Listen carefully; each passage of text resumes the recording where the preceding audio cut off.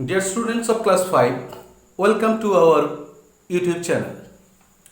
আজকে আমরা উইংস বইয়ের লেসন 1 এর অ্যাক্টিভিটি 8 থেকে অ্যাক্টিভিটি 17 পর্যন্ত উত্তর দেওয়ার চেষ্টা করব। এই উত্তরটা যে উত্তর আমরা দেব সেটা একটা নমুনা উত্তরপত্র। তোমরা আগে এটাকে নিজেরাই করবে, তারপর দেখে নেবে যে তোমরা ঠিক পথে যাচ্ছ কি না। তো চলে আসি আমরা অ্যাক্টিভিটি 8 থেকে 17 মধ্যে আজকে যে প্রবলেমগুলো আসবে তাতে কিছু ওয়ার্ড আমাদের জানা খুবই প্রয়োজন। সেটা হচ্ছে জেন্টলি। জেন্টলি মানে বিনম্রভাবে। রুডলি তার অ্যান্টোনিম রুক্ষভাবে। রেসপন্সিবল দায়িত্ব জ্ঞান সম্পন্ন দায়িত্বশীল। পজিটিভ থিঙ্কার গঠনমূলক ভাবনা চিন্তা যিনি করেন। শেয়ার মানে ভাগ করে নেওয়া। চেরিশ মনের মধ্যে লালন পালন করা। এই শব্দগুলো এবং আরও কিছু শব্দ আমরা যখন টেক্সটের ভিতরে যাব বা কোশ্চেন আনসারগুলো যখন করব তখন যদি প্রয়োজন মনে করি আরও কিছু শব্দ নিয়ে আমরা বলবো। তো এই শব্দগুলো খুবই ইম্পর্টেন্ট। তোমরা উত্তরগুলো সেই সঙ্গে স্ক্রিনে পেয়ে যাবে। তোমরা যেখানটায় প্রয়োজন মনে করবে পজ করে সেই জায়গাটা দেখে নেবে ভালো করে। তো চলে আসি অ্যাক্টিভিটি 8। অ্যাক্টিভিটি 8 আজকে যেটা করতে দিয়েছে সেটা হচ্ছে এই বাক্যগুলোতে কিছু আর্টিকেল ভুলভাল দেওয়া আছে। সেই ভুল জায়গাগুলো তোমাকে আন্ডারলাইন করতে বলেছে, সার্কেল করতে বলেছে। ভুলটাকে সার্কেল করতে হবে, একটা বৃত্তের মধ্যে সেটাকে রাখতে হবে এবং তার পরিবর্তে কারেক্টটা তোমাকে লিখতে হবে। তো রমিতা ওয়েন্ট টু এ তাজমহল। তাজমহল একটা স্মৃতিসৌধ, দা তাজমহল হবে, করে দেওয়া আছে এটা। পরের বাক্যে অ্যান কান্ট্রি দেওয়া আছে। পরের বাক্যটা দেখো ভালো করে করে অ্যান কান্ট্রি দেওয়া আছে। কি হবে? এ হবে। কান্ট্রির আগে এ হবে। আর যদি নির্দিষ্ট করে কোনো কান্ট্রির কথা বলা হয় তাহলে দি হবে। অনামিকা মেট এ ওল্ড ম্যান। ওল্ড ম্যান তাহলে কি হতে পারে? অ্যান হবে, এটা ভুল। ডি বাক্যে অ্যান বুক দেওয়া আছে, হবে এ বুক। আর he is a honourable man লেখা আছে, এ অনারেবল, এটা ভুল। অনারেবল তার আগে অ্যান হবে। এটা গেল অ্যাক্টিভিটি 8 কথা। দেখে নাও। এইবার যে শব্দগুলো একটু আগেই আমরা বলছিলাম সেই শব্দগুলোর দু একটা এখানে প্রয়োগ করতে হবে। তাহলে এখানে কিছু শব্দ দিয়েছে যেগুলোকে ভালো করে তোমরা তার বানান করবে, সেগুলোকে মনে রাখবে, তারপর এই বাক্যগুলো পূরণ করার চেষ্টা করবে, শূন্যস্থানগুলোকে পূরণ করার চেষ্টা করবে। She open the door gently and went in. সে দরজাটা খুব বিনম্রভাবে খুলল, নিয়ে ভিতরে প্রবেশ করলো gently. The history of mankind, মানুষের ইতিহাস, is a struggle for existence, এটা অস্তিত্বের সংগ্রাম, এটাই হচ্ছে মানুষের ইতিহাস। উই অল সেলিব্রেট ডিফারেন্ট, কি সেলিব্রেট করি আমরা? ডিফারেন্ট ফেস্টিভ্যালস, বিভিন্ন উৎসব আমরা পালন করি। দ্য স্টুডেন্ট এক্সপ্লেইনড, ব্যাখ্যা করে বলল, বিশদে বলল, why he was late in school, কেন তার আজ স্কুলে দেরি হয়েছে। আজ নয়, কেন তার দেরি হয়েছিল। এবার অ্যাক্টিভিটি 10 আসি। অ্যাক্টিভিটি 10 দেখতে পাচ্ছি যে কয়েকটা শব্দের নিচে আন্ডারলাইন করা আছে, সেই শব্দগুলোর অ্যান্টোনিম অর্থাৎ অপোজিট ওয়ার্ড ব্যবহার করতে হবে। জেন্টলি, জেন্টলি আগেই বলেছি যে নম্রভাবে, বিনম্রভাবে, ভদ্রভাবে। তার উল্টো কি হতে পারে? রুক্ষভাবে, তার অ্যান্টোনিম আসতে পারে তাহলে রুডলি। কি আসতে পারে? রুডলি। RUDELY। জেন্টলির অপোজিট হলো রুডলি। সিমিলার, সিমিলার মানে সদৃশ, একই রকম, একরূপ। তার অপোজিট আসতে পারে ডিসিমিলার। এখানে নিচে বক্সে দেওয়াই আছে, বক্সে ডিসিমিলার কথাটা পাবে, বিসদৃশ। ডিসিমিলার মানে বিসদৃশ। Gandhiji wanted equality. গান্ধীজি চেয়েছিলেন সাম্য, সমতা চেয়েছিলেন, এবং অল রিলিজিয়ন্স, সব ধর্মই সমান, তাদের মধ্যে সাম্য চেয়েছিলেন। তার অপোজিট হচ্ছে ইনইকুয়ালিটি, অসাম্য। এবার আমরা অ্যাক্টিভিটি 11-এ চলে আসতে পারি। অ্যাক্টিভিটি 11-এ কয়েকটা শব্দ দেওয়া আছে, সেই শব্দগুলোকেও তোমাদের জানতে হবে এবং সেগুলোকে বাক্যে প্রয়োগ করতে বলেছে। তো প্রথম শব্দটা হচ্ছে স্যাক্রিফাইস।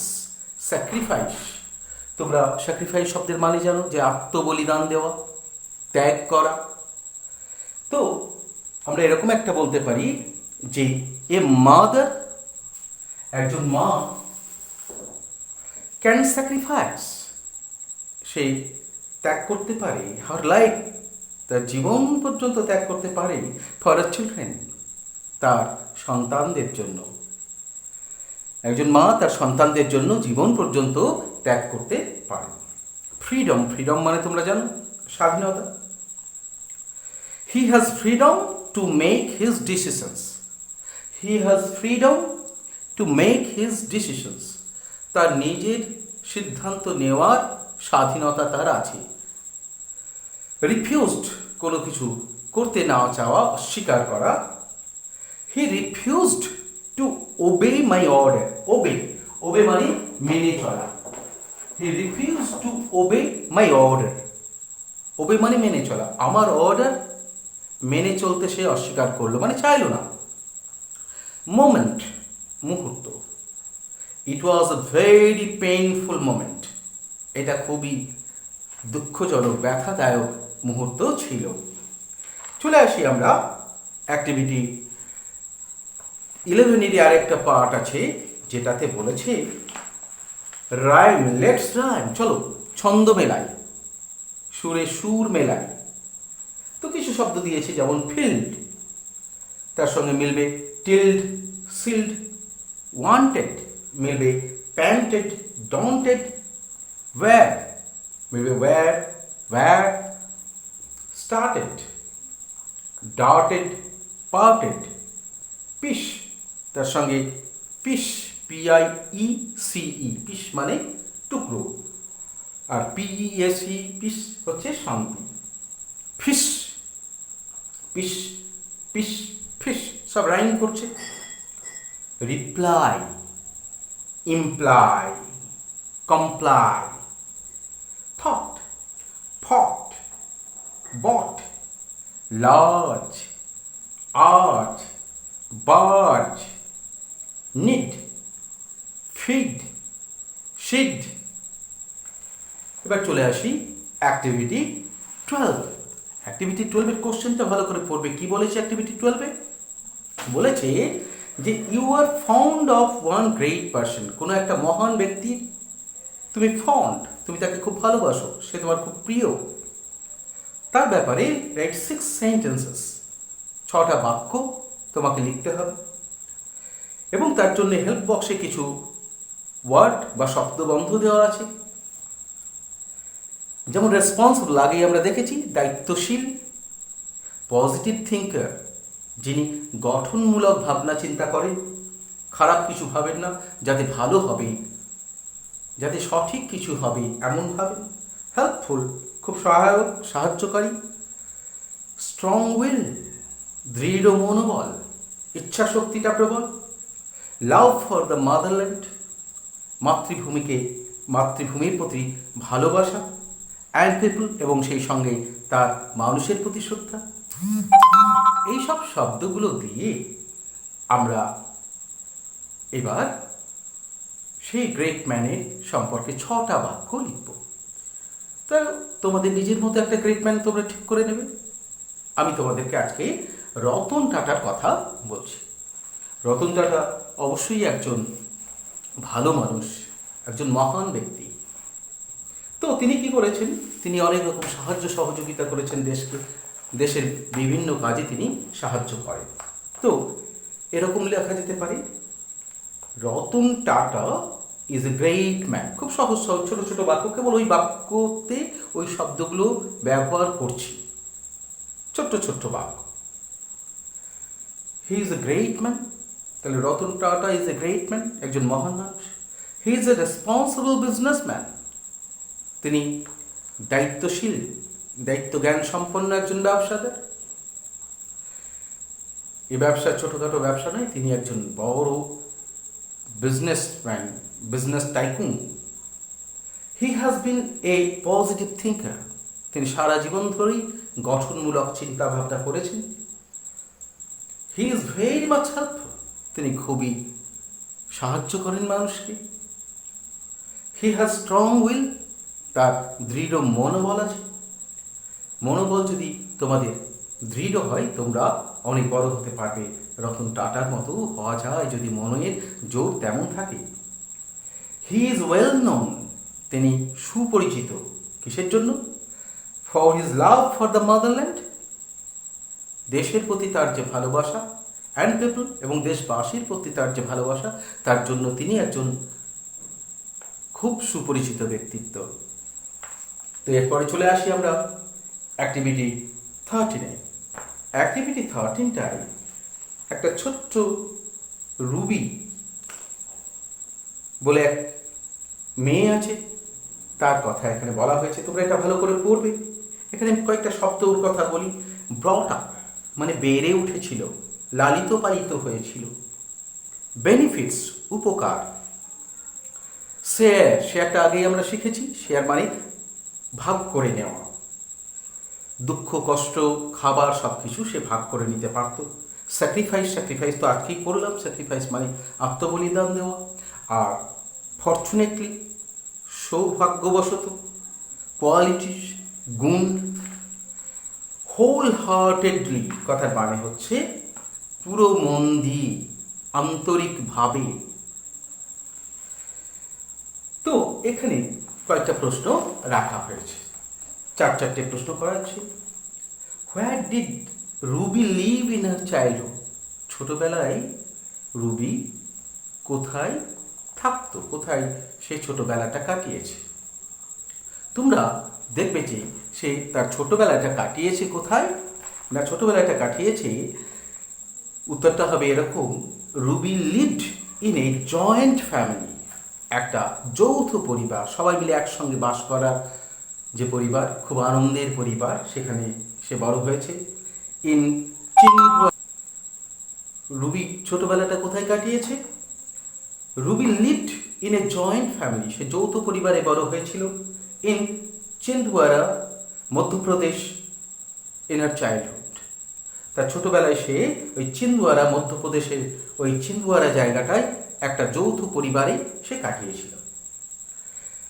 পরের প্রশ্ন হচ্ছে, what did Ruby share with her family members, তার পরিবারের মানুষজনের সঙ্গে সে কি কি ভাগ করে নিত। উত্তরটা হবে, রুবি শেয়ার্ড ফুড। ডিড দিয়ে প্রশ্ন করেছে, পাস্ট টেন্সে উত্তর দিতে হবে, শেয়ার্ড ফুড। সাফারিং, দুঃখ কষ্ট ভাগ করে নিত। অ্যান্ড জয়, এবং আনন্দ, উইথ হার ফ্যামিলি মেম্বার্স, তার পরিবারের লোকজনের সঙ্গে। 3 নম্বর কোশ্চেনটা বলেছে, হোয়াট ডিড রুবি শেয়ার, আচ্ছা ওটা 3 নম্বর প্রশ্ন ছিল, 2 নম্বর ছিল। 3 নম্বর হচ্ছে, what did Ruby want to see in her childhood, ছোটবেলায় সে কি দেখতে চাইতো। ইন হার চাইল্ডহুড, তার ছোটবেলায় Ruby wanted to see, Ruby দেখতে চাইতো এ প্যাট্রিয়ট, একজন দেশপ্রেমিককে সে দেখতে চাইতো। ফ্রম এ ক্লোজ ডিস্ট্যান্স, খুব কাছ থেকে, মানে ফ্রম এ ক্লোজ কোয়ার্টার্স, খুব কাছ থেকে দেখতে চাইতো। 4 নম্বর কোশ্চেন হচ্ছে, which qualities did Ruby's uncle's friend cherish, কোন কোন গুণাবলী রুবির কাকার বন্ধু লালন পালন করতেন মনে। উত্তরটা এরকম হতে পারে, রুবিজ আঙ্কলস ফ্রেন্ড, রুবির কাকা সেই বন্ধু, চেরিস্ট, মনে পুষে রাখতেন, লালন পালন করতেন কোন কোন গুণাবলী? দ্য কোয়ালিটিজ অফ পিস, শান্তি, ইকুয়ালিটি, সমতা, অ্যান্ড কমিউনাল হারমোনি, এবং সাম্প্রদায়িক সম্প্রীতি। চলে আসি আমরা অ্যাক্টিভিটি 4। ওই যে রুবির গল্পটা পড়ে তোমরা কয়েকটা শব্দ দিয়ে, কয়েকটা বাক্য দিয়েছি, যেটা ট্রু না ফলস বলতে হবে। একটা করে দেওয়া আছে, আমি বি থেকে উত্তরে আসি। রুবি's parents never taught her benefits of living in a joint family. রুবির মা বাবা কখনোই তাকে শেখায়নি যে যৌথ পরিবারে বাস করলে কি কি উপকার পাওয়া যেতে পারে। এটা ভুল শিখিয়েছিলেন, তাই ফলস হওয়ার কথা।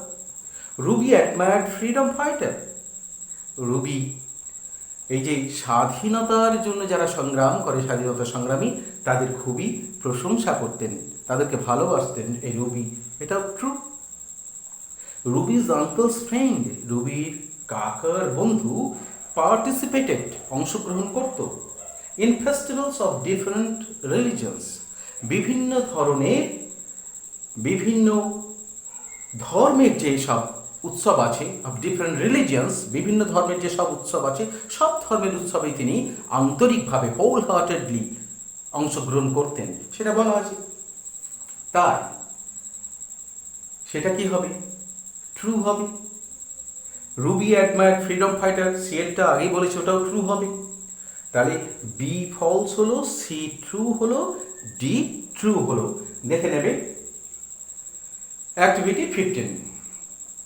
এখানে অ্যাডভার্ব এর তলায় দাগ দিতে বলা হয়েছে। তো অ্যাডভার্ব কি কি আছে দেখি। এখানে অ্যাডভার্বগুলো সাধারণত এলওয়াই থাকলে, এটা একটা বেশিরভাগ ক্ষেত্রে হয়, তাই বলা হচ্ছে যে এলওয়াই থাকলে সেই ওয়ার্ডগুলো সাধারণত অ্যাডভার্ব হতে পারে, কিন্তু হবেই তা বলা যায় না। যেমন লাভলি, এটা কিন্তু অ্যাডজেক্টিভ।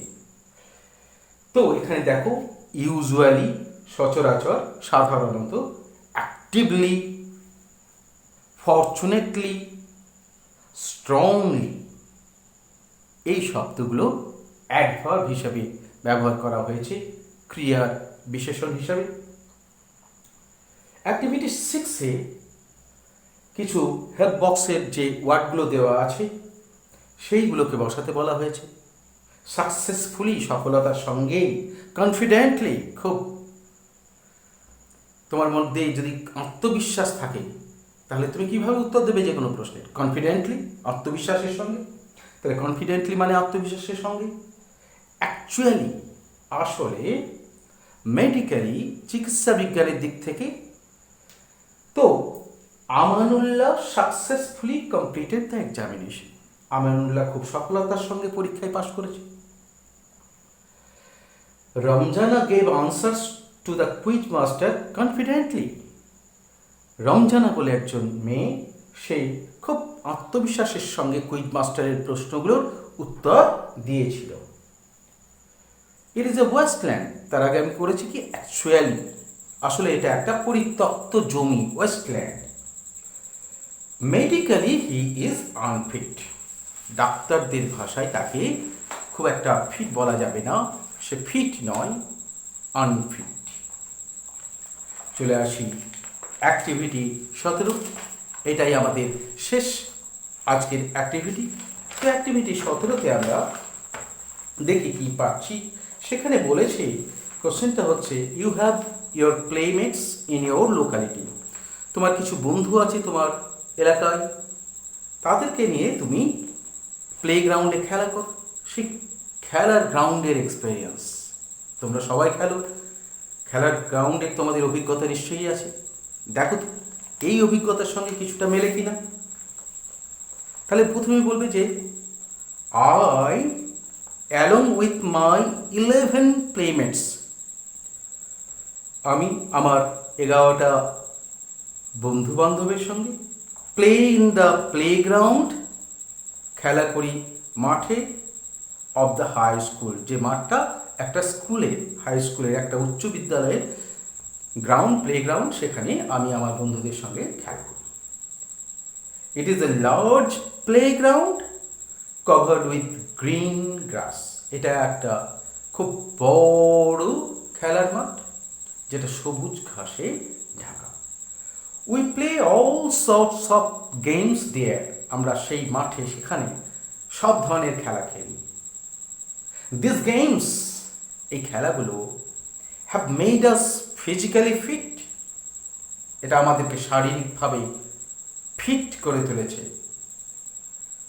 দে টিচ আস, এই খেলাগুলো আমাদেরকে শেখায়, এই খেলার মাধ্যমে আমরা জানতে পারি স্পোর্টসম্যানশিপ, খেলোয়াড় সূচক মনোভাব, অর্থাৎ দুঃখ কষ্ট ভালো মন্দ যা হবে তাকে গ্রহণ করার মনোভাবটাই হচ্ছে স্পোর্টসম্যানশিপ। অ্যান্ড ব্রাদারহুড, এবং ভ্রাতৃত্ব। উই নেভার কোয়ারেল নাও, এখন আমরা আর ঝগড়া করি না, আগে হয়তো করতাম। তাই এটা বারবার দেখবে, উত্তর নিজেরাই করবে। Thank you.